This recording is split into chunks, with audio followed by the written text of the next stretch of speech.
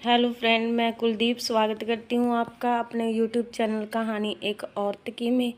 उम्मीद करती हूँ कि आप सब राजी खुशी होंगे, तंदुरुस्त होंगे। तो ज़्यादा टाइम वेस्ट ना करते हुए शुरू करते हैं आज की कहानी। मैं किसी शादी वाले घर में खाना बनाने का काम करती थी। पूरा दिन मैं उनकी रसोई में काम किया करती थी। सुबह 7 से शाम 7 बजे तक मैं वहीं रहती। पूरा दिन काम करके मेरा बुरा हाल हो जाता था।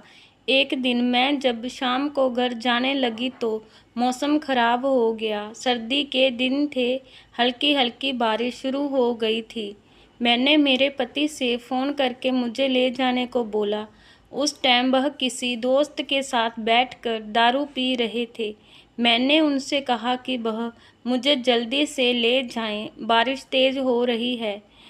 उन्होंने मुझे कहा कि तुम चलते जाओ, मैं तुम्हें लेने आ रहा हूँ। मैं चलते चलते घर के काफ़ी नज़दीक आ गई थी।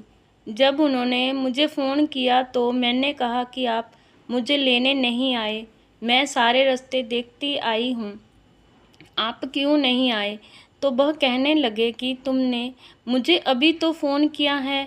मैंने कहा कि फ़ोन किए तो आधे घंटे से ज़्यादा टाइम हो गया और मौसम भी ख़राब है। ख़राब मौसम की वजह से मैं जल्दी जल्दी चल रही थी। पर उनको तो दारू पीकर कुछ पता नहीं चल रहा था। मेरे घर पहुंचने से पहले ही वह भी मेरे साथ ही आ गया।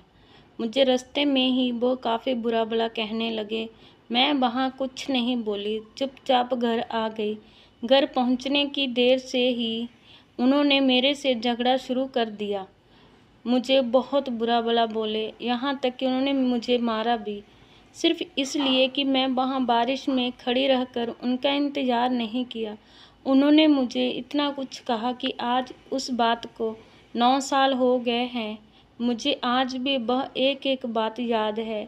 उस घटना ने मेरी पूरी ज़िंदगी बदल के रख दी। मुझे वह सब कहा कि जो मैं कभी भी थी नहीं। मैं आपसे यही कहूँगी कि कोई भी औरत कभी भी गलत नहीं होती, उसे अपने ही गलत बनाते हैं। आदमी लेट हो जाए तो औरत फ़िक्र करती है, और अगर औरत लेट आए तो आदमी शक करता है। और मैं भी जल्दी आ गई थी, फिर भी मुझ पर विश्वास नहीं शक ही हुआ। क्या ये सब बातें सिर्फ औरत के हिस्से में ही आती हैं?